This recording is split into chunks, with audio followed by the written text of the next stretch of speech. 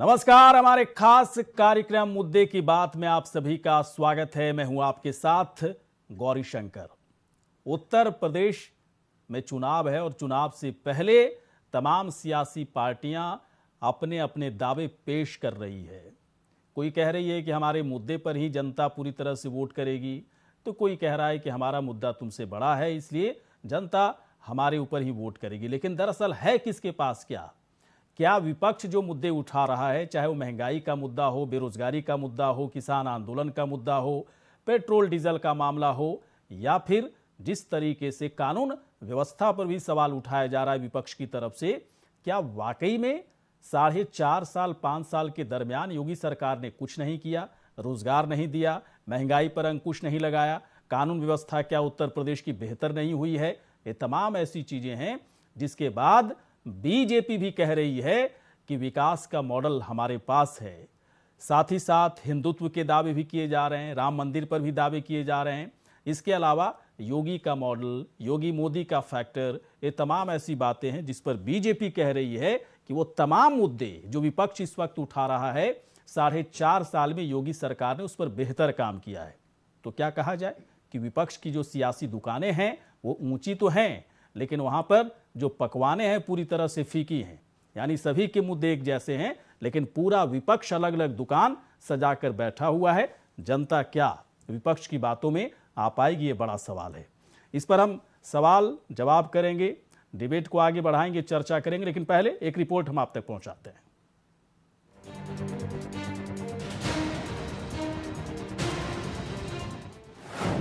UP चुनाव में विपक्ष मतलब बिखरा बिखरा। विपक्षी मुद्दे तो एक, लेकिन दुकानें अलग अलग। विपक्ष की सियासी दुकानों में क्या सिर्फ फीकी पकवान? चुनाव आने वाला है, दिलचस्प मसाला भी मिलने वाला है। सियासी पार्टियां अपने अपने सियासी तमाशे दिखाने में लगे हैं। जनता तमाशबीन, खामोश, लेकिन खेल का असली मजा भी जनता ही है। बीजेपी पहले विकास, योगी मॉडल, डबल इंजन की सरकार करते करते हिंदुत्व, राष्ट्रवाद पर आती दिख रही है। तभी तो केशव प्रसाद मौर्य मथुरा पर बड़ी चाल चल रहे हैं। विपक्ष आग बबूला है, क्योंकि उसे पता है हिंदुत्व, राष्ट्रवाद और योगी मॉडल की धमक और दस्तक ज्यादा है। लोग पूछ रहे हैं फिर विपक्ष कहां मेहनत कर रहा है?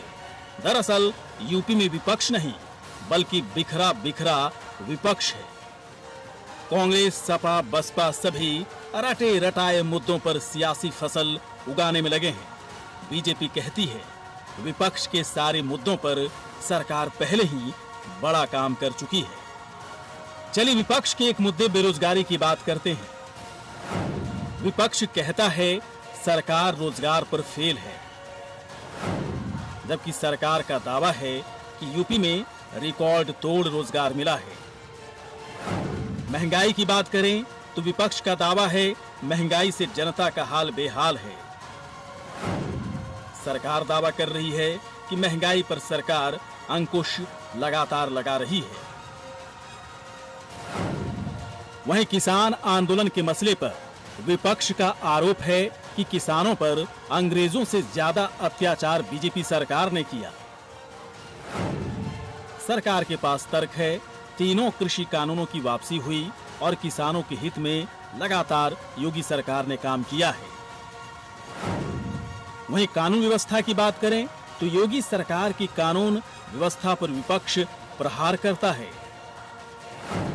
जबकि सरकार का दावा है कि प्रदेश में कानून का राज है। ये जो मुद्दे आप देख रहे हैं, यही असली मुद्दे हैं विपक्ष के। विपक्ष की सैकड़ों पार्टियां इन्हीं मुद्दों पर जनता से वोट मांग रही है, लेकिन योगी सरकार का दावा है कि विपक्ष के तमाम मुद्दों पर सरकार बहुत पहले से ही लगातार काम कर रही है।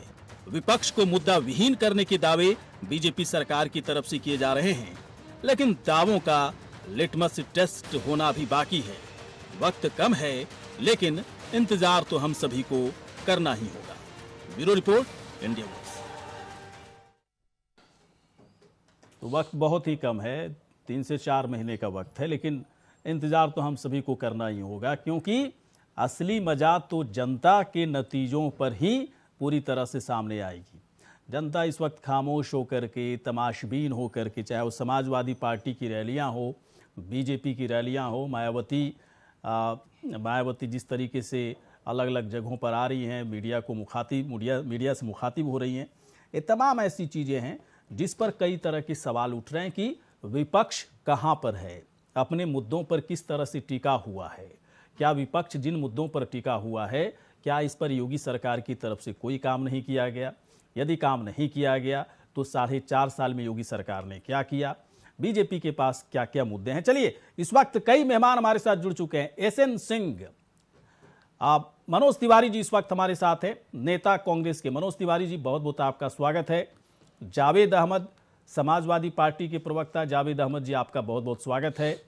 पुष्पेंद्र श्रीवास्तव जी इस वक्त हमारे साथ हैं, प्रवक्ता आम आदमी पार्टी के। पुष्पेंद्र जी, स्वागत है आपका। और अजय शर्मा इस वक्त है, वरिष्ठ पत्रकार हमारे साथ है। अजय शर्मा जी, आपका स्वागत है। सबसे पहले मैं आप ही के पास आ रहा हूं। अजय, ऐसा क्यों कहा जाता है कि विपक्ष के पास जो मुद्दे हैं, इन मुद्दों पर, वैसे तो बीजेपी दावे कर रही है कि इन मुद्दों पर 4.5 साल में बेहतर काम हुआ है, चाहे रोजगार के फ्रंट पर कहें, महंगाई पर भी अंकुश लगाने की कोशिश हो रही है। जब कानून को, कृषि कानून को वापस ही ले लिया गया तो फिर आंदोलन का क्या मतलब है? किसान अब खुश हैं और लगातार योगी सरकार 4.5 साल में किसानों के लिए बेहतर काम की है। तो फिर महंगाई पर अंकुश लगाने की बात भी सरकार की तरफ से की जा रही है। तो मतलब जो भी मुद्दे हैं विपक्ष के पास अजय, इन मुद्दों पर सरकार पहले से दावे कर रही है, तो क्या माना जाए कि विपक्ष के पास तो है, चाहे वो कांग्रेस हो, समाजवादी पार्टी हो, बसपा हो, सभी एक मुद्दे पर ही जनता के बीच में जा रहे हैं, चाहे महंगाई हो, बेरोजगारी हो, किसान आंदोलन हो, कानून व्यवस्था हो, लेकिन दुकानें अलग अलग सजी हुई है। क्या फर्क पड़ेगा इसका? देखिए, एक्चुअल में क्या है, फर्क तो पड़ने वाला है। सबसे पहले हम कांग्रेस की बात को थोड़ा समझ लेते हैं, क्योंकि 2 मिनट का टाइम है सर। हाँ, 2 मिनट का टाइम है। हाँ। तो कांग्रेस तो बाहर से लड़ रही है, उसको अपना वोट बैंक बढ़ाना है, सिर्फ वोट प्रतिशत बढ़ाना है उसको अपना। तो वो कितने इसमें कामयाब होगी, और यही जो है प्रियंका गांधी की आगामी जो सियासत है उसको भी तय करेगा। कि कहीं अगर वो हारती हैं या असफल होती हैं तो उनकी भी आलोचना राहुल गांधी की तरह हो सकती है। अब बात कर लेते हैं समाजवादी पार्टी की। समाजवादी पार्टी ने जिस तरीके से एक सियासी माहौल डेवलप किया है, जिससे जब ओम प्रकाश राजभर से गठबंधन हुआ और उसके बाद पूर्वांचल में आप देख रहे हैं किस तरह से जन सैलाब आ रहा है, उसका सीधा असर जो है पश्चिमी उत्तर प्रदेश की राजनीति पे देखा जाएगा, क्योंकि वहाँ से राकेश टिकैत ने हुंकार भरी किसानों का समर्थन है। इसके अलावा जो हम वहाँ समझ पा रहे हैं कि आखिरकार समाजवादी पार्टी उन्हीं मुद्दों को लेकर क्यों जा रही है जिन मुद्दों पे कहा जा रहा है कि बीजेपी ने काम किया है। ऐसा नहीं है। आप देखें कि महंगाई दर क्या है, वो किस तरीके से फ्लक्चुएट हो रही है, ऊपर नीचे हो रही है।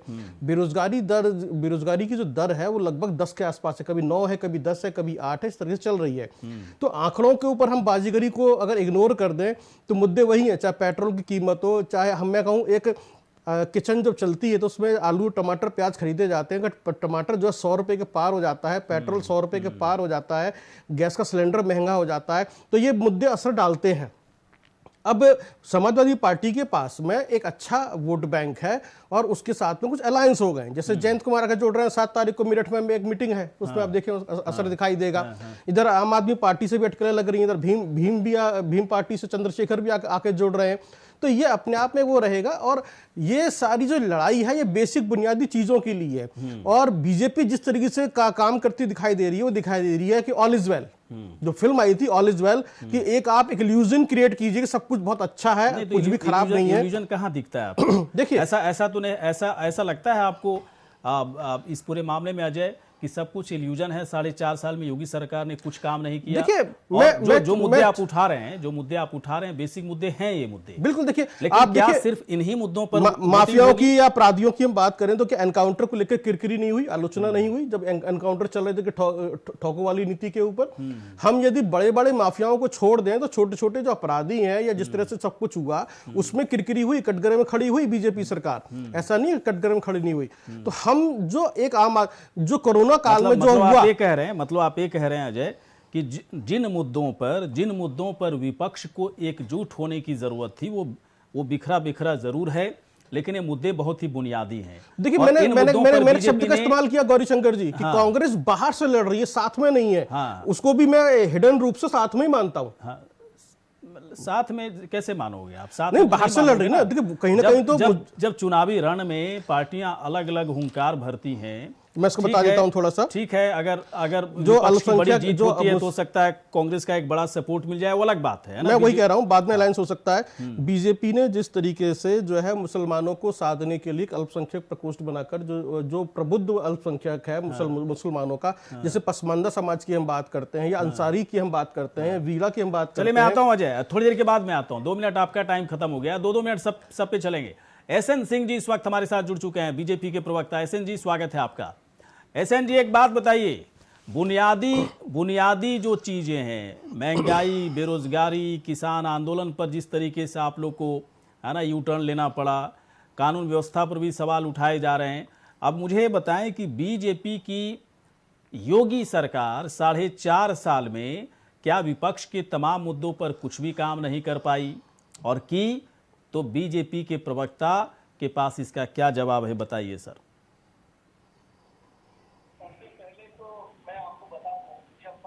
ये मानने लगी है हाँ, कि आदरणीय योगी आदित्यनाथ जी एक ईमानदार और कड़क मुख्यमंत्री हैं। दूसरा जो है, लाइट आ रही है, बिजली इको हो रहा है। आपकी आवाज मुझे ही बार बार आ रही है, अगर ठीक हो जाए तो ठीक है, नहीं तो मैं इसको साउंड को स्लो करके बोलता हूँ। आपकी आवाज आ रही है, बोलते रहिए आप। मुझे इको हो रहा है। दूसरा जो है, आप देखे होंगे इनके समय में विकास एक परिवार का होता था और कुछ खास मोहल्ले जिले का होता था। हमने बिजली पूरे प्रदेश को दिया। 10 सेकंड में मैं चीजों को गिना दे रहा हूँ। लेकिन इनके बिजली यहाँ महंगी हो गई। बिजली आती थी, कभी कभी 15 दिन पे नहीं आते थे और बहुतेरे जगह बिजली थी ही नहीं। लेकिन हमने 18 से 24 घंटे बिजली देने का काम किया। ईज ऑफ डूइंग बिजनेस में हम नंबर 1 पर हैं।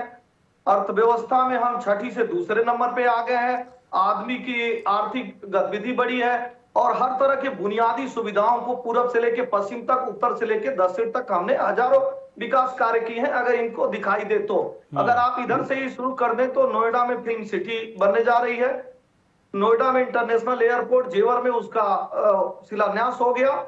आगे बढ़ेंगे तो आप अलीगढ़ में डिफेंस कॉरिडोर बन रहा है। मेरठ में जो है खेल यूनिवर्सिटी बन रही है। तो इस मेरठ से और दिल्ली तक रैपिड रेल चल रहा है। एक्सप्रेसवे पे लोग जा रहे हैं। अगर हम बुंदेलखंड एक्सप्रेसवे दिए हैं तो पूर्वांचल के बैलेंस के लिए पूर्वांचल एक्सप्रेसवे दिए हैं। बेरोजगारी, महंगाई, सर एक मिनट।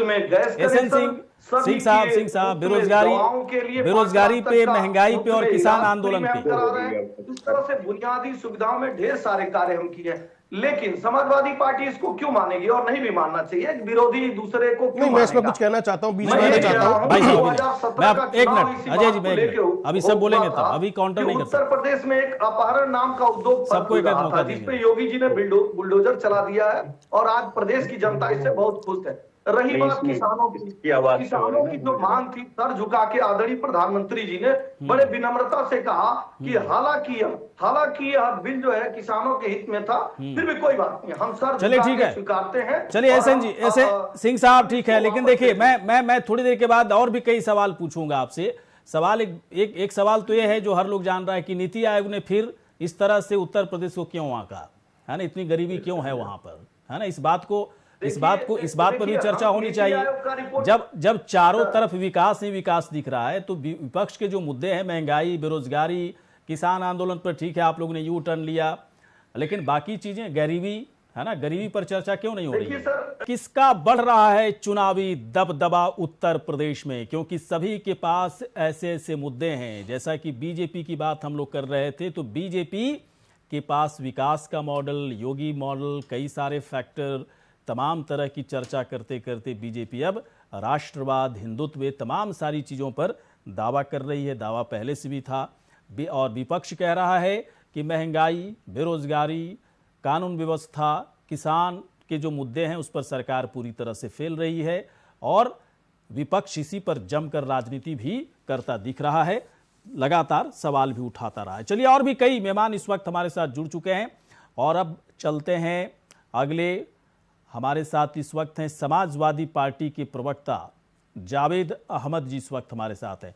जावेद साहब, देखिए, भीड़ देख करके किसी को आईना दिखाना ठीक नहीं है कि अखिलेश यादव की रैलियों में इतनी भीड़ देखिए, ये योगी सरकार के लिए खतरे की घंटी है। तो इतनी भीड़ तो योगी आदित्यनाथ भी जहाँ जाते हैं इतनी भीड़ दिखती है।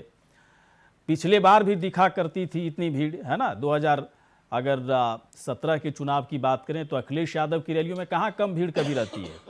मैं बस इतना जानना चाहता हूँ, ये जो मुद्दे अलग अलग आप लोगों ने बनाए हैं, बेरोजगारी के मुद्दे, महंगाई के मुद्दे, किसान आंदोलन का मुद्दा, कानून व्यवस्था का मुद्दा, विपक्ष के पास, तमाम विपक्ष के पास भी यही मुद्दे हैं, फिर बिखरे बिखरे क्यों नजर आ रहे हैं। समाजवादी पार्टी को सभी को साथ लेकर चलने की जरूरत थी, फिर इतना अलग अलग क्यों इन मुद्दों पर अलग अलग आप लोगों के पास अलग अलग एक विजन है कि आप अलग ढंग से टैकल करेंगे, बसपा अलग ढंग से टैकल करेगी, कांग्रेस अलग ढंग से टैकल करेगी और योगी उस ढंग से टैकल नहीं कर रहे हैं। बताइए सर। देखिए गौरी शंकर जी, बहुत साफ सी बात है। मैं पहले तो एक बात पर मेरी असहमति है। हाँ बताइए। आप लोकतंत्र के चौकीदार हैं। हाँ। और सबसे महत्वपूर्ण भूमिका आपकी है। हाँ। और आपने ये कह दिया, लिख दिया कि विपक्ष की दुकानें अलग अलग हैं। दुकान का और राजनीतिक दलों के बीच का अंतर और फर्क भी हमको सबको स्वीकार करना चाहिए, समझना चाहिए। अगर राजनीतिक दलों को दुकान समझती है सर, आप जनता नहीं, जनता नहीं समझती है। ये क्या समझाया जा रहा है? जनता की क्या आवाज है? जनता की आवाज महंगाई पर कितनी बात होती है, बेरोजगारी पर कितनी बात होती है, क्रूरता और निर्कुंसता पर कितनी बात की गई है। भारतीय जनता पार्टी की तरफ से जिस राष्ट्रवाद की बात करते हैं आप, क्या हम लोग देशद्रोही हैं? आपकी भारतीय जनता पार्टी की सरकार में चीन हमारे देश की सीमा के अंदर गांव बसा लेता है और कोई बहस नहीं होती है। इसी देश के अंदर हिंदुत्व पर बहस होती है, लेकिन हाथरस में एक बेटी के धार्मिक अधिकार को छीनकर रात के अंधेरे में उसका अंतिम संस्कार कर दिया जाता है डीजल और पेट्रोल डालकर, तब धर्म नहीं दिखाई देता है। 2012 का शिक्षक सुनिए भाई साहब, देखिए वैसे अगर बात करेंगे ना जावेद अहमद जी, वैसे अगर बात करेंगे तो समाजवादी पार्टी के कई बड़े नेताओं की पोल खुल जाएगी। और आपके सबसे बड़े नेता मुलायम सिंह यादव तो यही कहते थे ना, लड़के हैं गलती हो जाती है, बलात्कारियों को कहते थे लड़के हैं गलती हो जाती है, जाने दीजिए। और उसका नेता प्रवक्ता जावेद अहमद जी दुहाई दे रहे हैं। आरोप लगेंगे तो जो सवाल पूछ रहा हूं उसका जवाब तो दे नहीं रहे हो सर। उसको मेरे सवाल का जवाब दीजिए, मेरे सवाल का जवाब दीजिए। मेरा भी तो सवाल है, मेरे सवाल का जवाब दीजिए। मेरा भी सवाल है, मेरा भी सवाल है आपसे गौरी शंकर जी। आप बताइए कि वो कौन है केंद्रीय गृह राज्य मंत्री पूर्व, जो बच्चियों से तेल मालिश करा रहा था, जो सर्वेंट क्वार्टर में रहने वाले वाशरमैन की पत्नी को ले आया भाई था। साहब, आप कहां से कहां चले गए? कहां से? मैं इसलिए तो कह रहा हूं ये अखिलेश यादव की तरह क्यों बिहेव करने लगे। अखिलेश यादव से सवाल कुछ और पूछा जाता है ना, सवाल हिंदुस्तान का पूछा जाता है, पाकिस्तान की बात करने लगते हैं। और आप भी वैसा ही कर रहे हैं भाई साहब। मैं आपसे पूछ रहा हूँ, बेरोजगारी पे कुछ कह दो, महंगाई पे कुछ कह दो, कैसे टैकल करोगे? क्या विजन है आपके पास अलग ढंग से टैकल करने का, जो बीजेपी के पास नहीं है, जो कांग्रेस के पास नहीं है, जो बसपा के पास नहीं है? ऐसा क्या चिराग मिल गया भाई साहब, बताइए ना। समाजवादी पार्टी के पास ऐसा कौन सा चिराग है कि सरकार आते ही गरीबी खत्म, महंगाई खत्म, बेरोजगारी खत्म, बिजली का दाम कम हो जाएगा? बताइए जावेद जी, आप करेंगे, असली मुद्दा तो आप करोगे नहीं। समय खत्म हो गया। एक मिनट में आता हूँ, सबको टाइम देंगे। पुष्पेंद्र श्रीवास्तव, आम आदमी पार्टी। सर मैं आपके पास थोड़ी देर में आता हूँ सर। एक मिनट जावेद जी, एक मिनट। ऐसे नहीं सर, ऐसे नहीं है ना, 2-2 मिनट का टाइम मिला, या तो आप बोल लो या फिर बाकी लोगों को बोलने दो। मनोज तिवारी जी के पास आते हैं। मनोज तिवारी जी एक बात बताएं, आप थोड़ा सा मुझे बताएं, जावेद अहमद जी कहीं और चले गए, वो अखिलेश यादव को दरअसल फॉलो कर रहे हैं। अखिलेश यादव से सवाल पूछो हिंदुस्तान का तो बात करेंगे पाकिस्तान का, सवाल पूछो महंगाई बेरोजगारी का तो हमला सीधे जो है बीजेपी पर करने लगेंगे। जो पूछा जाता है सवाल उसका जवाब दिए। मनोज तिवारी से मेरा सवाल है, आप लोग एक्टिव हैं, ठीक है, बहुत ही हिडन तरीके से, जैसा कि हमारे अजय शर्मा जी ने कहा कि हिडन एक अस्तित्व, मतलब एक एग्जिस्टेंस जो है उसको आप लोग थोड़ा सा और उभारने की कोशिश कर रहे हैं। आप कैसे टैकल करेंगे? ऐसा तो नहीं है कि प्रियंका गांधी पूरी मेहनत करें, कांग्रेस की जीत हुई या किसी को बाहर से आपने सपोर्ट कर दिया और आते ही महंगाई खत्म, बेरोजगारी खत्म, है ना, किसान आंदोलन पूरा, किसान खुश, गरीबी खत्म, ऐसा है कुछ? है कुछ फॉर्मूला बताइए सर। बीजेपी लगता नहीं ढूंढ पाई, आप लोग बता दीजिए, शायद गौरी शंकर कुछ जी, कर जरा ले। आपने मेरे से जो प्रश्न किया उसका जवाब सुनिएगा। हाँ जी। 5 वर्ष उत्तर प्रदेश की जनता ने भारतीय जनता पार्टी को सरकार के लिए न्योता दिया। हाँ। विगत 5 वर्षों में सरकार के क्रियान्वयन, उनके क्रियाकलाप के ऊपर जनता निर्णय लेगी। विपक्ष की भूमिका में हम कांग्रेस के लोग, या कांग्रेस जो है जनता की अपेक्षाओं पर खड़ा उतरते हुए सरकार से सवाल कर रही है कि किन मुद्दों पर योगी सरकार जिसका आप पीठ थपथपा रहे हैं वो किन मुद्दों पर सफल है। पहला सवाल है उद्योग। आपने कहा उद्योग। उत्तर प्रदेश के 75 जिलों में सेंट्रल यूपी जो है और पश्चिमी उत्तर प्रदेश, उसके तमाम उद्योग बंद पड़े हुए हैं, बंद के कगार पर हैं। ध्यान से सुनिएगा जरा। दूसरी बात है, कानपुर का इलाका जो है, जो जिसको सेंट्रल यूपी आप बोल सकते हैं, वहां जितना चमड़ा उद्योग है सब शिथिल है, खत्म के कगार पर है। तीसरी बात है कि आप ये बताइए कि उत्तर प्रदेश के कुल 75 जिलों में भारतीय जनता पार्टी महामहिम योगी जी कौन सा फैक्ट्री खोल दिए हैं जहां पर लोगों को रोजगार। पहले सुनिए, मेरी बात को सुनिए। आपने कांग्रेस से सवाल किया है, सीएम को महामहिम थोड़े कहा जाता है। जवाब तो सुन लीजिए सरकार। भाई साहब, उसके बाद अनएम्प्लॉयमेंट के मामले में यह सरकार बिल्कुल सिफर साबित हुई है। उद्योग खत्म, अनएम्प्लॉयमेंट खत्म, 8 से 10% की बेरोजगारी दर बढ़ी है। तीसरी बात मैं आपको बताता हूँ, मैं ये जो सवाल आप उठा रहे हैं, आप जो सवाल उठा रहे हैं मनोज तिवारी जी, मैं एग्रीकल्चर सेक्टर पूछूंगा तो फिर ये लोग दावे क्यों कर रहे हैं के ऊपर? ये लोग इतने बड़े बड़े दावे फिर कहां से कर रहे हैं बीजेपी वाले कि समाजवादी पार्टी की सरकार थी, उतना रोजगार नहीं मिला, बसपा की सरकार थी, उतना रोजगार नहीं मिला जितना इन लोगों ने दिया। जो है इश्तेहार की सरकार है इनकी। मैं जवाब दे दूं? मैं आता हूं बाद में सर, अभी नहीं, अभी सबको एक एक मौका, इसके बाद ओपन करेंगे। पहले तो मेरे प्रश्न को मुझसे प्रश्न ही नहीं आपने पूछा। तो भूमिका सर, इतना 2 मिनट का टाइम है सर, बड़ी भूमिका बनाओगे तो कैसे होगा? 2 मिनट में बोलिए। एग्रीकल्चर के मामले में 30 सेकंड में बात पूरी राजनीति हुई। क्या हुआ गन्ने के मूल्य का? बहुत सारे गन्ने मिल बंद होके भाग गए, उनको किसानों को दाम क्यों नहीं मिला? चौथी बात मैं आपको कह रहा हूं कि जो आप कह रहे हैं बारंबार कि हम उत्तर प्रदेश में लॉ एंड ऑर्डर, आप पढ़िए जरा नेशनल क्राइम रिपोर्ट ब्यूरो का डाटा पढ़ लीजिए जो सरकार देती है, ये विपक्ष नहीं दे रहा है। एनसीआरबी का डाटा है कि फिरौती और जो भूमाफिया हैं उनका दबदबा पूर्वांचल के क्षेत्र में और पश्चिमी उत्तर प्रदेश में बढ़ा है, घटा नहीं है। बाकी तो बाकी ये अपराध सारी बीमारियों कम हुआ या नहीं हुआ है बताइए? मैं भी रिपोर्ट देखा हूं, महामहिम श्री योगी जी, मैं भी रिपोर्ट देखा हूं, बाकी अपराधों में कमी हुई है। चलिए समय खत्म हो गया सर आपका। पुष्पेंद्र श्रीवास्तव जी के पास आते हैं, आम आदमी पार्टी के प्रवक्ता पुरुष के क्रियान्वयन का तरीका और सरकार की असफलताएं, उन पर चर्चा करवाइए ना। चर्चा तो कर रहे हैं ना सर, जो सवाल पूछ रहे हैं उसमें सही जवाब दीजिए। आपके हिसाब से थोड़े चर्चा हो जाएगी कि आपने जो बोला उसी पर चर्चा होने लगेगी, ऐसा नहीं है ना। ये टॉपिक है, बीजेपी का एजेंडा थोड़ी बोलेंगे। मैं भी बीजेपी का एजेंडा या आपका एजेंडा नहीं चलाऊंगा, ठीक है ना? नहीं तो आप बीजेपी का हमारा जो टॉपिक है उस टॉपिक पे रही है। हमारा जो टॉपिक है ना तो कांग्रेस का एजेंडा, ना समाजवादी पार्टी का एजेंडा, ना बीजेपी का एजेंडा नहीं है। तो आपने बता दिया ये टॉपिक है, विषय है, इस पर रहिए। मैं किसी का एजेंडा नहीं चला रहा, विषय पर एजेंडा नहीं चला रहा हूँ। आप इस तरह का आरोप मत लगाइए, आप इस तरह का आरोप मत लगाइए। अगर मैं सवाल पूछ रहा हूँ मेरे सवाल का जवाब दीजिए। आरोप क्यों लगा रहे हैं भाई साहब? पुष्पेंद्र योगी आदित्यनाथ को विकास पुरुष बता दिया। कौन बता दिया? भारतीय जनता पार्टी का कौन बता दिया? मैं पूछ रहा हूँ ना, मैं पूछ रहा हूँ, बताओ। आप उसको गलत करो कि विकास पुरुष नहीं है वो, बीजेपी का पीठ है ना, विकास पुरुष नहीं है। इतनी प्रॉब्लम क्यों होती है? अगर विकास पुरुष नहीं है तो आप काउंटर कीजिए ना, आप काउंटर कीजिए। कौन कह रहा है विकास पुरुष?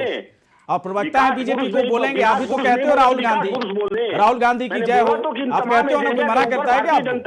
अखिलेश यादव की जय हो, जावेद अहमद को कोई मना कर रहा है क्या? तो एसएन सिंह बोल रहे हैं, बोलने दीजिए उनको। चर्चा करेंगे ना, पुष्पेंद्र जी के पास आते हैं, रुकिए सर, पुष्पेंद्र जी के पास आते हैं, पुष्पेंद्र जी। भारतीय जनता पार्टी ठीक है सर, देखिए आप देखिए डिबेट में सिर्फ सुनिए सर, सबको मौका दीजिए, सबको मौका दीजिए। पुष्पेंद्र जी के पास आ रहे हैं। पुष्पेंद्र जी एक बात बताएं, हमेशा आप लोग कहते हैं दिल्ली का मॉडल जो है उत्तर प्रदेश में लागू करेंगे, अब दिल्ली का मॉडल कैसे लागू करेंगे, किस तरीके से लागू करेंगे, कुछ विजन जो है क्लियर नहीं हो पा रहा है। और ये जो महंगाई, बेरोजगारी है ना, किसान आंदोलन, इससे भी आप लोग हैं लगे हुए, आप लोग भी पूरी तरह से प्रहार कर रहे हैं कि योगी सरकार ने 4.5 साल में कुछ नहीं किया। ऐसा क्या करेंगे आप लोग कि योगी सरकार से अच्छा विकल्प आम आदमी पार्टी दे पाएगी, बताइए सर। या फिर अखिलेश यादव भी जब 2012-17 में सीएम थे तो उससे अच्छा विकल्प आप लोग का होगा, मायावती थी तो उससे अच्छा विकल्प आपका होगा। कांग्रेस की बात इसलिए नहीं करूंगा, 33-34 साल पहले की कहानी कौन याद करे, कम से कम 15 साल की कहानी के दरमियान ऐसा क्या है आम आदमी पार्टी के पास ये बेहतर आप दे पाएंगे? देखिए, आम आदमी के पास आम आदमी के मुद्दे हैं जो उससे बिल्कुल उसकी जिंदगी से जुड़े हुए हैं। आज उसकी मूलभूत जरूरतें हैं, हाँ। जैसे बिजली है, हाँ। पानी है, इस तरह की जो मूलभूत सुविधाएं उसको मिलनी चाहिए जनता को, वो पिछले 70 सालों में इन पार्टियों ने नहीं दिया। और उसका नतीजा ये है कि आम आदमी पार्टी का जन्म हुआ और हम उसी मुद्दे पे काम कर रहे हैं। आपने देखा होगा कि हम उत्तर प्रदेश में कहाँ दिख रहा है सर? नहीं, मुझे नहीं दिखा सर, बताइए। ये डिबेट में बैठ करके थोड़ा आप बताओगे कि आप देख रहे हो, मैं नहीं देख रहा हूँ। कहाँ दिख रहा है आप लोग का? सर मैं ये कह रहा हूँ, कहाँ दिखा सर, बताओ ना, कौन से इलाके में आप लोग घूम रहे हो और क्या कर रहे हो, बताइए। गौरी शंकर जी, हम पूरे उत्तर प्रदेश में अरविंद केजरीवाल जी का पहला वादा जो बिजली मुफ्त देने का है, 300 यूनिट बिजली देने का, हाँ। उत्तर प्रदेश की जनता को, वो हम लेकर के आए हैं। इसके बाद हमारा अगला वादा जो है रोजगार गारंटी का है। उसके बाद तमाम जो मूलभूत सुविधाएं हैं जनता से जुड़ी हुई, हम उस पर बात करेंगे। रह गई बात, देखिए, हाँ। योगी सरकार से प्रदेश की जनता बिल्कुल ऊब गई है। हाँ। उसका रीजन क्या है? ये हर मोर्चे पर फेल हुए हैं। आप क्राइम और कानून व्यवस्था की बात करते हैं, ये कहते हैं कि भैया हमने गुंडों को खदेड़ दिया या जेल में डाल दिया, हाँ। और उनका जो है हमने बिल्डिंगें ढहा दी, अवैध निर्माण तोड़ दिए। हाँ। लेकिन सवाल ये है कि आपने गुंडों को तो भगा दिया, लेकिन हाँ। आपके पुलिस वाले जो है वो गुंडों वाला काम कर रहे हैं। हाँ। पुलिस वाले जो हैं, मनीष गुप्ता गोरखपुर जाते हैं, उनको वहां मार डालते हैं। पुलिस वाले आपके अरुण वाल्मीकि को हिरासत में लेते हैं और बाथरूम की टोटी से, 2.5 फुट की टोटी से 5 फुट 5.5 फुट के आदमी को बता देते हैं कि उसने सुसाइड कर लिया है। महिला उत्पीड़न में आपका नंबर 1 है प्रदेश। एनसीआरबी के जो आंकड़े अभी हमारे साथी दे रहे थे, वो आप उसको दोहराने की जरूरत नहीं है। चलिए, गरीबी में उत्तर सिंह प्रदेश की हालत क्या है? ढेर सारे क्या सवाल दूसरे आएंगे आपके नंबर ऊपर, पे है ना। आ गया ये जो आप लोग दावे करते हो कि हम लोग कानून, हमारे प्रदेश में कानून का राज है, योगी आदित्यनाथ कहते हैं ना कानून का राज है। देखिए पुष्पेंद्र जी क्या कह रहे हैं, जावेद अहमद जी क्या कह रहे हैं, और मनोज तिवारी जी क्या कह रहे हैं। इन तीनों की बात सुनने के बाद लगता है कुछ काम ही नहीं किया आप लोगों ने, है ना। हवाबाजी चल रही है क्या सिंह साहब? हवाबाजी तो नहीं कर रहे हैं, 4.5 साल में हवाबाजी हुई। बात हो रही है कि क्या अलग अलग मुद्दे जो विपक्ष के पास जो भी मुद्दे हैं एक समान है, लेकिन अलग अलग क्यों हैं? वो एक साथ अगर होते तो बीजेपी को जबरदस्त टक्कर दे सकते थे, क्योंकि विपक्ष का एकमात्र उद्देश्य है बीजेपी को हराना है, बीजेपी को सत्ता से दूर रखना है। चलिए, अजय शर्मा वरिष्ठ पत्रकार इस वक्त हमारे साथ हैं। अजय जी, एक बात बताएं, देखिए चुनाव के वक्त मुझे ऐसा लगता है कि विकास के मुद्दे पर वोटिंग होती है, नहीं होती है, बड़ा असमंजस है इसमें। अगर ऐसा होता तो मायावती भी वापस आ जाती, अखिलेश यादव ने खराब काम नहीं किया तो भी वापस आ जाते, और योगी, अगर सीएम योगी की बात करें, जैसा कि सिंह साहब कह रहे हैं कि बहुत बेहतर काम हुआ है, तो इन्हें भी वापस आना चाहिए। लेकिन विकास के मुद्दे पर वोटिंग कौन करता है? मुझे लगता है एक माहौल बनाने की जरूरत होती है। क्या इस वक्त उत्तर प्रदेश में एक माहौल बनाने की कोशिश हो रही है अलग अलग पार्टियों की तरफ से? हर पार्टी की बात करें, इसमें बीजेपी हो, समाजवादी पार्टी हो, बसपा हो या कांग्रेस हो। देखिए, बिल्कुल आप सही कह रहे हैं। इस वक्त सभी पॉलिटिकल पार्टीज अपना अपना माहौल बना रही हैं। इसीलिए मैंने शुरू में कहा कि अखिलेश यादव इसमें कामयाब होते हुए दिखाई दे रहे हैं। उन्होंने एक माहौल तो बना दिया, टक्कर देने की पोजीशन में वो खड़े हुए हैं। उनका जनसैलाब देखें आप। बाकी के जो जो दल है, सहयोगी के रूप में साथ में खड़े हैं। अभी छोटे छोटे अलायंस हुए, और भी अलायंस होंगे आगे चल के, वो एक अलग तरह की पिक्चर। भीड़ देख करके आपको लगता है कि सब कुछ सही है, ऑल इज वेल है? क्योंकि भीड़ तो पिछले बार भी जुटती थी। देखिए, भीड़ तो इस बार क्या कॉम्बिनेशन का कुछ असर होगा? नहीं, बिल्कुल होगा, इस बार कम्युनिकेशन असर होगा। देखिए, बहुत सारे इस कोरोना काल में जो पिछले 2 साल को हम देखते हैं, तो इसने लोगों की आर्थिक, सामाजिक और राजनीतिक समझ को बदल दिया है। वो समझ गया है कि आखिरकार उसके लिए बेहतर क्या है। लोगों ने अपने बहुत सारे लोगों को खोया है, नौकरियां खोई, जीवन खोया, बहुत बहुत कुछ खोया है उसने। तो उसने बहुत ज्यादा बदल दिया है लोगों को। पूरी दुनिया की हालत ऐसी, पूरी दुनिया की हालत ऐसी है। तो ऐसे में मैं जो देख पा रहा हूं कि भारतीय जनता पार्टी पूरी तरह से बौखलाई हुई है कि आखिरकार ये जो विपक्ष है, जो एकजुट दिखाई दे रहा है, कुछ सामने खड़े हुए दिखाई दे रहे हैं, कुछ बाहर से लड़ते हुए दिखाई दे रहे हैं। 20 सेकंड सर और है ना, तो इस तरीके से है। और बीजेपी उसी रणनीति के तहत काम कर रही है जैसे कि बंगाल में था कि एक टग वार में, जैसे जुबानी युद्ध में उसको लपेट लेना, उलझा लेना, मुद्दों से भटकाना, मुद्दों से भटकाने की कोशिश कर रहे हैं। इसलिए जैसे अभी हमने हाल ही में देखा, जो आया केशव प्रसाद मौर्य का ट्वीट आया, उसके ऊपर शकील रहमान का बयान आया, जिसके ऊपर समाजवादी पार्टी ने कोई रिएक्शन नहीं दिया। तो मुझे ममता बनर्जी की याद आ गई कि उन्होंने किसी तरह की जुबानी जंग में शामिल होने की वजह अपने मुद्दों पर फोकस रखा। तो इसका जो सीधा असर जो है पब्लिक के ऊपर पड़ रहा है, मतलब कि ये अपनी बात कह रहे हैं। यही तो वजह, यही सवाल है ना। आप देखो, वरिष्ठ पत्रकार हो, ऐसी बातें करते हो भाई साहब, जो मुद्दा क्या, मुद्दा क्या, मुद्दा बेरोजगारी का है, किसी पार्टी विशेष का मुद्दा क्या नहीं, मुद्दा बेरोजगारी का है, बेसिक बुनियादी चीजों का है। वही बात है ना।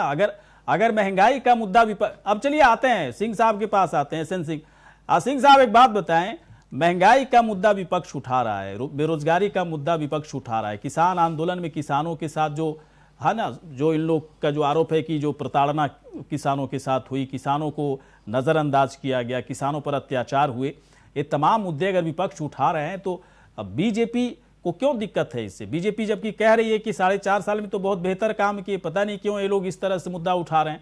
आप बात रखिए अपनी। 5 मिनट का समय दे दीजिए। 5 मिनट नहीं मिलेगा सर, 2 मिनट सर, 2 मिनट में दे दिए। चलिए 2 मिनट में बता दिया। सबसे पहले कांग्रेस के भाई का बता दूं कि देश के प्राय कई प्रदेशों में उनकी सरकार है, और आज देखे होंगे कि राजस्थान में रेप की घटनाएं पूरे देश में सबसे ज्यादा है। तो एक नजीर वहां पेश करके उनको यहाँ आना चाहिए। यहाँ तो सत्ता से 100 कोस दूर है, तो कुछ भी ख्याली पुलाव पका सकते हैं। दूसरी बात आ जाएगी, समाजवादी पार्टी के भाई जो कह रहे थे, मैं कह रहा हूं उनके समय में हत्या, अपहरण, उद्योग फल फूल रहा था, और इसी एनसीआरबी की रिपोर्ट में कहा गया था प्रति वर्ष 212 से अधिक दंगे होते थे। देखे होंगे हर जिले में कहीं न कहीं कर्फ्यू लग जाता था। और हमारे विकास मॉडल को ये खुद अपनाने के लिए तैयार है, तो दंगा करेगा कौन? और दंगे की स्थिति कासगंज में क्या कराने की कोशिश की थी? कासगंज में क्या कराने की कोशिश की थी, जिसमें आपके लोगों ने, भाजपा संघ के लोगों ने इंस्पेक्टर सुबोध कुमार सिंह की हत्या कर दी थी, उसको शहीद किया गया था। ये किसने किया था? आप दंगे कैसे कराते हो? जाते हुए किसानों पर आपके केंद्रीय गृह राज्य मंत्री के बेटे ने अपने पिता की प्रेरणा से जीप चलाई। ये किसने करने का काम किया था? आपके राज्यसभा सदस्य के साले ने उसमें किस तरीके से लखीमपुर में भूमिका अदा की? आप कहां खड़े? अपने विधायक देवमणि द्विवेदी जी के आरोपों का जवाब दे दीजिए कि उन्होंने लिखित दिया है। एक मिनट जावेद जी, एक मिनट जावेद जी, एक मिनट, हम आएंगे आपके ऊपर। बोलने दीजिए सिंह साहब को थोड़ा।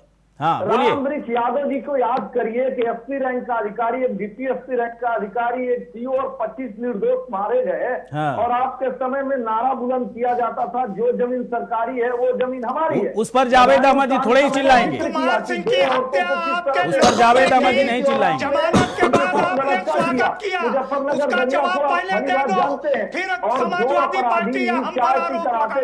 बताओ सुबोध कुमार सिंह की हत्या का अपराधी कौन है? बताओ ना, जिसके जिम्मे सुरक्षा व्यवस्था थी। चले ठीक है सिंह साहब, समझ गए। चले ठीक है, अब रुका जाए जावेद। एक मिनट सिंह साहब, एक मिनट देखिए, सुनिए, एक मिनट भाई साहब, देखिए डिबेट ओपन है, किसी को कहीं लगे कोई गलत बात कर रहा है, बिल्कुल काउंटर कीजिए। मनोज तिवारी, मैं जावेद अहमद जी के पास आऊंगा, लेकिन चूंकि आपने इंटरप्ट किया अभी सर, तो मैं थोड़ी देर के बाद आऊंगा। तब तक हम मनोज तिवारी जी के पास आते हैं। मनोज तिवारी जी एक बात बताएं। सिंह साहब, हो गया, आप 2 मिनट टाइम दिया गया ना। आप देखिए, अगर कोई गलत बात करेगा तो आप इंटरप्ट कीजिएगा, कोई दिक्कत नहीं है, मैं तो डिबेट को ओपन कर दिया। मनोज जी एक बात बताइए कि क्या इस बार उत्तर प्रदेश में आप लोग जितनी गंभीरता से बातचीत करते हो, जितनी गंभीरता से मुद्दे उठा रहे हो, जितनी गंभीरता से बेरोजगारी, महंगाई, किसान आंदोलन, है ना, सरकार पर प्रहार करते हो, उतनी गंभीरता से चुनाव लड़ रहे हैं या नहीं लड़ रहे हैं? क्योंकि हर बार इतने गंभीर तो दिखते हैं आप लोग, राहुल गांधी से लेकर प्रियंका गांधी, सोनिया गांधी और आप तक, लेकिन रिजल्ट में जब सीटों की बारी आती है ना सर, तो 7-8 में सिमट जाते हो सर। ये बड़ी दुख की बात है। हास्यास्पद प्रश्न है आपका गौरी शंकर जी। नहीं, हास्यास्पद नहीं है, ये वास्तविकता है। लगभग 6.6% का वोट प्रतिशत है आपका। वास्तविकता है ना, ये वास्तविकता है। सुनिए, तो हास्यास्पद तो आप ही लग रहे हो मुझे, हास्यास्पद तो आप ही लग रहे हो। जब मैं गलत क्या पूछ दिया? सोनिया गांधी, राहुल गांधी, प्रियंका गांधी, तमाम कांग्रेस के बड़े नेताओं की तरफ से यहाँ तक कि आपको भी कह रहे हैं, जितनी गंभीरता से चर्चा करते हो, मुद्दे उठाते हो, उतना गंभीर तो चुनाव में नहीं हो, तभी तो 7-8 सीटों में सिमट जाते हो आप। इस बार क्या होगा बता दीजिए। आप बोलने नहीं दीजिएगा तो क्यों बुलवाते हैं कांग्रेसी को? बोलने तो सर आप गलत बात करते हो ना, तो कैसे टोकूंगा नहीं क्या आपको? देश के नागरिक हैं आप, उस देश की नागरिक। मतलब पहले आप गाली दो और जब मैं काउंटर करूं गाली का, तो फिर मुझे आप गलत साबित कर दो। नहीं, आप या तो कांग्रेस को बुलाया, या तो क्या होता है भाई साहब, या तो क्या होता है, आप बोलिए ना। मैंने आपसे सवाल पूछा, सवाल समझा या नहीं समझा? सवाल समझे या नहीं समझे मनोज तिवारी? सवाल यह है कि जितनी गंभीरता, सवाल सुनिए, जितनी गंभीरता आप दिखा रहे हैं चीजों को लेकर कि इतने गंभीर इस बार है या नहीं है, बताइए। 7-8 से 100 पर पहुंचेंगे या नहीं, बताइए सर। मैंने बोला कांग्रेस पूरी गंभीरता से यह चुनाव लड़ रही है। प्रत्येक चुनाव कांग्रेस गंभीरता से लड़ती है। सत्ता में रहना, सत्ता में नहीं रहना, ये राजनीति का मुख्य मकसद नहीं होता है। अगर हम विपक्ष में हैं तो महज 6 वर्षों से हिमालय पहाड़ का रास्ता खुला हुआ है सरकार। फिर वही बात है, अब इंटरप्ट आप कर रहे हैं। अगर भाजपा प्रवक्ता कर दे तो ठीक था, अब आप ही प्रवक्ता के रूप में अगर इंटरप्ट कीजिएगा तो हमको तो लगेगा ही ना। बोलिए। मैं ये बोल रहा हूं कि कांग्रेस पूरी गंभीरता के साथ उत्तर प्रदेश में चुनाव लड़ रही है और जनता के बुनियादी मुद्दों को लेकर के लड़ रही है। हमारा मुद्दा है कि उत्तर प्रदेश में किसानी मुद्दे पर गन्ने का अवमूल्यन क्यों हुआ, गन्ने के मूल्य किसानों को उचित क्यों नहीं दिए गए? मेरा सवाल ही नहीं था भाई साहब, मेरा सवाल मैं इससे पहले सवाल पूछा जा चुका है। खराब क्यों है? इससे पहले तमाम बुनियादी मुद्दों को लेकर के हमारे साथी ने कहा, किसके पास नैतिकता की बात करते हैं, इतने आदर्श जिसके पास जिताऊ उम्मीदवार होंगे वही जो सत्ता का सुख भोगेगा। इसीलिए मध्य प्रदेश के हैं क्या? उम्मीदवारों को तोड़ना फोड़ना, इस पार्टी से उस पार्टी में जाना आना, ये सब कुछ चल रहा है और हो सकता है आने वाले समय में बहुत सारी चीजें देखने के लिए मिले। तो यदि कांग्रेस के पास में जिताऊ उम्मीदवार है तो वो जीतेगी, यदि सपा के पास में तो सपा जीतेगी, यदि आपके पास में आप जीतेगी। आप तो खैर अपने आप को स्टैब्लिश करने जा रही है यूपी के अंदर। चले मनोज देखिए, मैं इसलिए कहता हूं सर, सवाल देखिए रिपीटेड, जो पहला सवाल था उसका आंसर आप दे रहे थे, अभी सवाल हमारा कुछ और था। मैं कहां कह रहा हूं कि आप अच्छे से चुनाव प्रचार नहीं कर रहे हैं, सब कुछ कर रहे हैं सर आप, सब कुछ। मैं तो कह रहा हूं, मैं तो बार बार कहता हूं प्रियंका गांधी अलग फॉर्म में है इस बार, लेकिन मेरा सवाल ये था कि 7 के बाद आपकी जो गाड़ी आगे बढ़ेगी नहीं बढ़ेगी, गंभीरता सीटों पर होनी चाहिए। ये हिमालय पर संन्यास लेने वाला स्टोरी मत मुझे सुनाइए कि राजनीतिक पार्टी सत्ता में रहे नहीं रहे कोई फर्क नहीं पड़ता है ना। सत्ता, ये राजनीतिक पार्टियां कितने सत्ता लोलुप होते हैं सबको पता है। आप मेरी बात को सुनिए। अब क्या सुने सर, आपने जवाब ही नहीं दिया मेरे सवाल का। मतलब 7 के बाद हम लोग छोड़े ही हैं, सुन तो लीजिए। हाँ, 7 के बाद बोलिए, 7 के बाद वाले लोग हैं। हाँ। सत्ता में नहीं है 6 वर्षों से। हाँ। आपने तो जैसे लग दिया 60 वर्ष से सत्ता में नहीं है।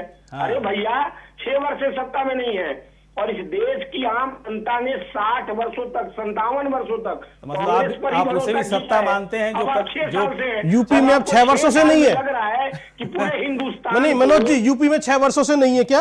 अरे सरकार उत्तर प्रदेश की, मैंने पूरे कांग्रेस राष्ट्रीय दल है और राष्ट्रीय परिप्रेक्ष्य में राजनीति ठीक है सर, इसी गफलत में जिए आप लोग, इसी गफलत में रहिए। उत्तर प्रदेश में 7 से ना सीधे घट करके 3 पर आ जाइएगा, इसी गफलत में रहिए। अलग अलग मुद्दे हैं, इतना बड़ा प्रदेश है, मुद्दा तो रहेगा ही। सरकार किसी की भी रहे, कुछ काम हो पाएगी सरकार से, कुछ नहीं हो पाएगी। विपक्ष के पास भी कई सारे मुद्दे हैं और उन्हीं मुद्दों पर तमाम तरह की राजनीति हो रही है। पुष्पेंद्र श्रीवास्तव जी के पास चलेंगे, इसके बाद जावेद जी के पास हम चलेंगे। आप पुष्पेंद्र जी एक बात बताएं, आम जैसा मैं कह रहा हूं कि दिल्ली मॉडल चलेगा नहीं चलेगा एक बड़ा सवाल है, लेकिन आप लोग कहते हैं ना कि हम वादा कर रहे हैं बिजली कम करेंगे, है ना, जो दिल्ली का मॉडल है वो तमाम मॉडल को वहां पर इंप्लीमेंट करने की कोशिश करेंगे। लेकिन दिल्ली वाली जो क्रांति है ना सर, जिस क्रांति की बदौलत है ना आप लोगों की सरकार दिल्ली में बनी, सबका सुपड़ा आप लोगों ने साफ कर दिया, वो क्रांति कहीं दिख नहीं रही है ना। तो वो आम आदमी पार्टी के अंदर दिख रही है ना आम आदमी पार्टी के नेताओं के बीच में दिख रही है। क्या अलग रणनीति से चल रहे हैं क्या कि धीरे धीरे हौले हौले उत्तर प्रदेश पर कब्जा करना है, ऐसा कुछ है? नहीं गौरीशंकर जी, देखिए मैं आपसे बताना चाहता हूं कि जो क्रांति आपने दिल्ली में देखी थी वही क्रांति उत्तर प्रदेश में दिखेगी आपको। अभी तो चुनाव आ रहा है, कब दिखेगी सर? कहना सही है। कब दिखेगी? हम लोग तो इंतजार कर रहे हैं कि कब दिखाइएगा आप लोग। गौरीशंकर जी, जब भी भारतीय जनता पार्टी कोई गलत काम करती है, उसकी कोई नाकामी होती है, हम उसको बिल्कुल जोर शोर से उठाते हैं। आप देखिए उसी का नतीजा है कि जब वहां महिलाओं का उत्पीड़न होता है, संजय सिंह उस पर आवाज उठाते हैं। हमारे नेता जो हमारे सांसद हैं, यूपी के प्रभारी हैं, उनके ऊपर योगी सरकार मुकदमा कर देती है। जब वो बेरोजगारों के लिए रोजगार मांगते हैं तो उनके ऊपर योगी सरकार एक और मुकदमा कर देती है। ये तो दिल्ली में भी खूब हुआ है ना भाई साहब, पुष्पेंद्र जी, ये तो दिल्ली में भी खूब हुआ है, लेकिन कहाँ आप लोग हार माने? अरे सर सुनिए, जब चंदा चोरी का मामला उठाती बीजेपी के खिलाफ हमारी पार्टी, तो उनके ऊपर एक और मुकदमा कर देते हैं। भैया हम तो विपक्ष का जो सही रोल है वो आम आदमी पार्टी और हमारे नेता संजय सिंह जी ही निभा रहे हैं उत्तर प्रदेश में। और उसका मैं आपको बताऊं सबूत ये है कि उनके ऊपर 1-2 नहीं 18 मुकदमे योगी सरकार ने कर दिए संजय सिंह पे। और आप ये कह रहे हैं कि हम मुकदमों से परेशान हैं, तो क्या चुनाव प्रचार करेंगे? परेशान नहीं है, परेशान नहीं है, हम तो बोलते रहेंगे और इनकी कमियों को उजागर करते रहेंगे, इनके भ्रष्टाचार को खोलते रहेंगे, और उसी का नतीजा दिख नहीं रहा है मिशन में जो पुष्पेंद्र जी, बुरा मत मानिएगा, लेकिन दिख नहीं रहा, जल जीवन मिशन में दिख नहीं रहा। पुष्पेंद्र जी जितने ठोस तरीके से बात कर रहे हैं उतना ठोस कुछ आम आदमी पार्टी का दिख नहीं रहा उत्तर प्रदेश में। सर हमने ही शिकायत दी है लोकायुक्त में, जल जीवन मिशन में बहुत बड़ा घोटाला हुआ है। चलिए ठीक है सर, आते हैं, समय खत्म, अब लास्ट टाइम चल रहा है, सबको थोड़ा जावेद अहमद जी बताइए एक बात सर, एक मिनट हो गया सर, पुष्पेंद्र जी हो गया। जावेद अहमद जी 1-1.5 मिनट का टाइम है आपके पास, ये बताइए मथुरा पे जो भी कहिए बीजेपी की तरफ से एक सियासी पासा फेंका गया है या सच्चाई के साथ केशव प्रसाद मौर्य बात उठा रहे हैं कि अगर समाजवादी पार्टी को मथुरा के मसले पर कोई दिक्कत है तो बोले कि यहां पर मथुरा में कृष्ण मंदिर नहीं बनना चाहिए, बोलिए ना सर। यदुवंशी आप लोग हैं ना, यदुवंशी है ना, तो यदुवंशियों को तो चाहिए वहां पर मंदिर, तो क्यों दिक्कत हो रही है इतना बोलने में? अखिलेश यादव, आप लोग कहते हो ना हम सभी धर्म समाज के लोगों का बड़ा ख्याल रखते हैं, और अखिलेश यादव मंच पर खड़ा होकर क्या बोलते हैं, मैंने तो कई बार सुना है कि कोई यदुवंशी युवक बता दे उसको रोजगार मिला, क्या वहां पर सिर्फ यदुवंशी युवक है क्या? यही आप लोग की पॉलिटिक्स है ना जावेद अहमद जी। तो बताइए मथुरा वाले मसले पर क्या स्टैंड है आप लोग का, बताइए सर। पॉलिटिक्स पे बता देना। नहीं मैं बता रहा हूं, अब इंटरप्ट मत कीजिएगा। जो आप जिस बात को अखिलेश जी को लेके कोड कर रहे हैं, जब बांदा के कृषि विश्वविद्यालय में भर्ती होती है तब एक ही जात के लोग मिलते हैं 15 सीटों पर, पहली चीज। दूसरी चीज ये है कि भारतीय जनता पार्टी कोई धार्मिक संगठन है क्या? किसी को राम से, कृष्ण से, शिव से, किस इस देश के वासी को नफरत है जो भारतीय जनता पार्टी सबको निशाने पे लेती है? भारतीय जनता पार्टी चुनाव लड़ना बंद कर दे, वो अपने मुद्दों पर आए जो उसका लोक कल्याण संकल्प पत्र है, उस पर क्यों नहीं बात कर रही? समाजवादी, सुन लीजिए, समाजवादी पार्टी बेरोजगारी महंगाई पर, कानून व्यवस्था पर, मथुरा में कृष्ण मंदिर बात नहीं कर रहा हूं, कृष्ण जन्मभूमि, मथुरा में कृष्ण जन्मभूमि पर जो मंदिर बनना है, क्या समाजवादी पार्टी इसका विरोध करता है? बताइए। खिलवाने का एक घिनौना प्रयास कर रहा है, उस घिनौने प्रयास को समाजवादी पार्टी सफल नहीं होने देगी। भाजपा को मजबूर करेगी कि वो समाजवादी पार्टी की पिच पर जनता के मुद्दों पर वो खेलेगी, और हम मजबूर करेंगे। ये 5 साल तक जावेद अहमद जी, क्या माना जाए, 5 साल तक क्या माना जाए कि समाजवादी पार्टी कृष्ण जन्मभूमि पर 5 साल तक दलितों और कोई पिछड़ों प्रतिक्रिया के नहीं देगी। अधिकारों को छीनने का समाजवादी पार्टी के बारे में बोलिए सर, अपना स्टैंड बताइए, हत्या कराई, अपना स्टैंड बताइए भाई साहब। सत्ता से सीधे समाजवादी आप नहीं बोलेंगे, मुकाबला करेगी, आप नहीं बोलेंगे भाई साहब, समाजवादी नहीं बोलेंगे आप। नहीं यदुवंशी युवकों को बरगला रहे हैं आप लोग, है ना? यदुवंशी युवकों को बरगला रहे हैं आप लोग, श्री राम, है ना? रोजगार के मसले पर सरकार को घेरने के लिए यदुवंशी युवक का प्रयोग करते हैं। यदुवंशियों को चाहिए कृष्ण जन्मभूमि में मंदिर चाहिए पक्के सबूत के तौर पर। कहां है समाजवादी पार्टी का स्टैंड? क्या सिंह साहब बताइए, सिंह साहब क्यों उठाए मथुरा का मुद्दा? क्यों उठाए भाई साहब, क्यों उठाए? क्या समाज में जो है, समाज में आप समाज को बांटना चाहते हैं सिंह साहब? यही आरोप लग रहा है जावेद अहमद से, बताइए आप। हिंदू समाज के आस्था का केंद्र है आप बताइए अखिलेश जी ने भगवान विष्णु के पर्यायवाची गाना के नाम से स्टेडियम बनाया था। सुनिए तो जावेद अहमद जी, दुनिया में जितने यदुवंशी हैं, दुनिया में जितने भी यदुवंशी हैं, सभी को चाहिए कृष्ण का मंदिर चाहिए वहां पर, बिना कोई झंझट का, बिना कोई झंझट का, है ना? केशव प्रसाद मौर्य कह रहे हैं कि हम लोग देंगे, तो क्या दिक्कत हो गई भाई साहब? आप लोग को बताइए तो ये बात, जनता पार्टी है ना? समाजवादी पार्टी कहती है ना कि यदुवंशी हमारे हैं, तो यहाँ पर कहाँ दिक्कत आ रही है? कहाँ आप यदुवंशी के साथ? बताइए आप। 307 का मुकदमा, अपहरण का मुकदमा। नहीं दोगे जवाब जावेद अहमद जी, नहीं दोगे आप जवाब? पता है हमें, पता है, बरगला रहे हो आप, बरगला रहे, सब सारे मुद्दे पर बरगला रहे हो आप लोग। चलिए, आप सब यहाँ पर आए, बहुत बहुत शुक्रिया, धन्यवाद। इसी के साथ हमारे खास कार्यक्रम में इतना ही, नमस्कार।